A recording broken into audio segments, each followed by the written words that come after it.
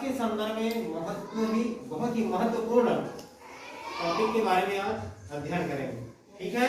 Yes sir. आप जानते हैं हम किसी भी वस्तु को कब देख पाते हैं?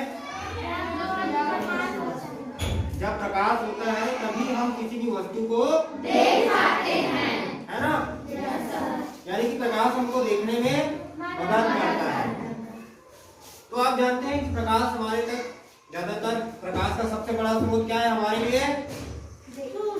सूर्य, है ना? सूर्य का प्रकाश यहाँ जैसे कि देख रहे हैं।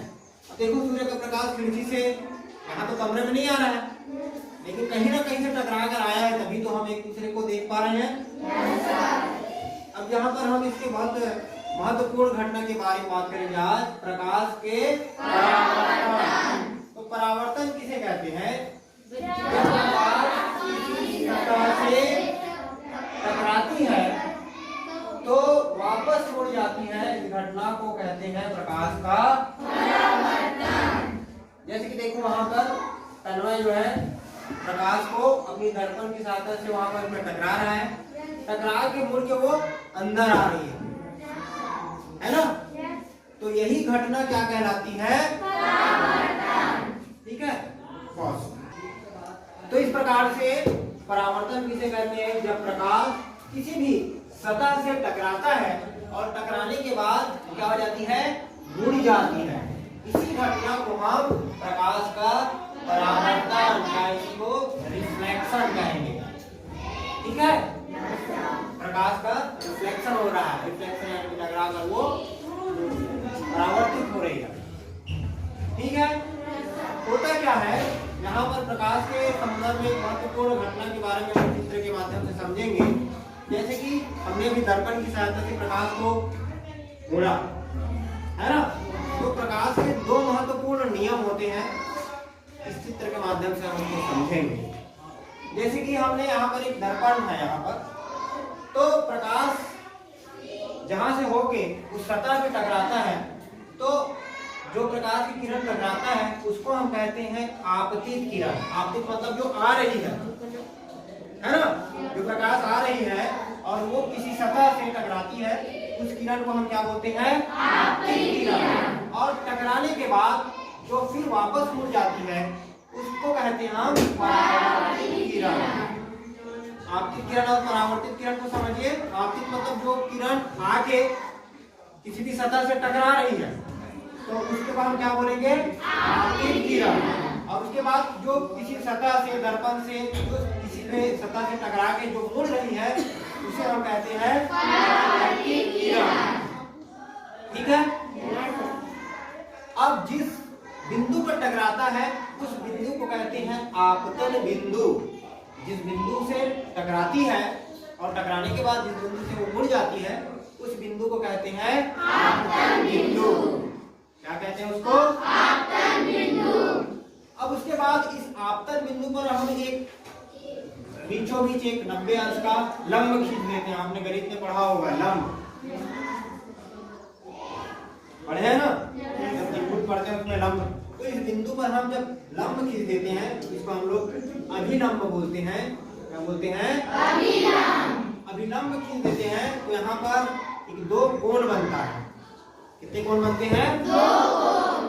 तो जब आपतित किरण आते हुए आपतन बिंदु से टकराती है तो अभिलंब और आपतित किरण दोनों के बीच में एक कोण बनता है, जिसे हम कहते हैं कोण आई, आपतन कोण। इसे क्या कहते हैं? आपतन कोण, या इसको हम कोण आई कह सकते हैं। ठीक है? उसी प्रकार से ये प्रकाश की जो किरण है टकराने के बाद वापस जाती है, उस समय भी एक कोण बनता है जिसको कोण आर, या फिर हम उसको क्या कह सकते हैं? परावर्तन कोण। ठीक है? तो इतना समझ में आ गई? ये सारे नाम आपतित किरण, परावर्तित किरण, आपतन कोण, परावर्तन कोण, अभिलंब, आपतन बिंदु, ये सारी बातें समझ में आई? Yes sir.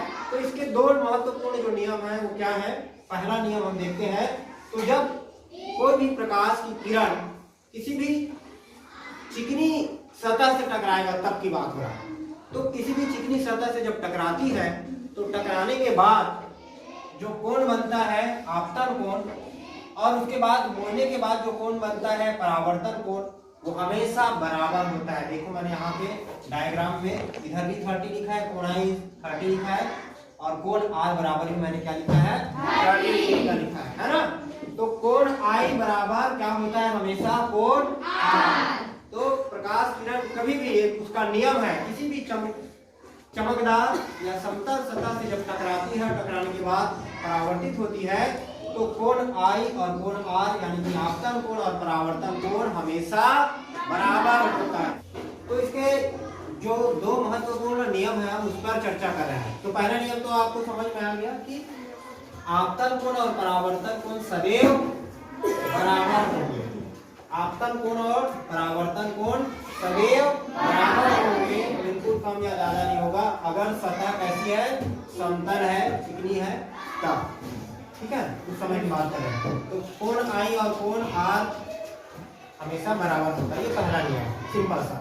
दूसरा नियम क्या कहता है, ध्यान से देखेंगे, आपतित किरण, परावर्तित किरण, आपतित किरण, परावर्तित किरण तथा आपतन बिंदु पर, आपतन बिंदु पर देखो 3 चीज है यहाँ पर, 3 को दिखाया है 1 2 3, और ये तीनों कहाँ पर है आपतन बिंदु। और कौन से तल में है, एक ही तल में। यही इसका नियम है, कोई इसमें कठिन नहीं है। तो इसी को हमको कहना है आपतित किरण, परावर्तित किरण तथा आपतन बिंदु पर अभिलंब, तीनों एक ही तल में स्थित होता है। तो ये है परावर्तन के दो महत्वपूर्ण नियम। पहला नियम कोण आई बराबर कोण आर, दूसरा नियम आपतित किरण, परावर्तित किरण और आपतन बिंदु पर जो अभिलंब है, ये तीनों जो है एक ही तल में स्थित होता है। ठीक है, समझ में आ जाएगी। और ये प्रैक्टिकल आपको स्वयं करके आप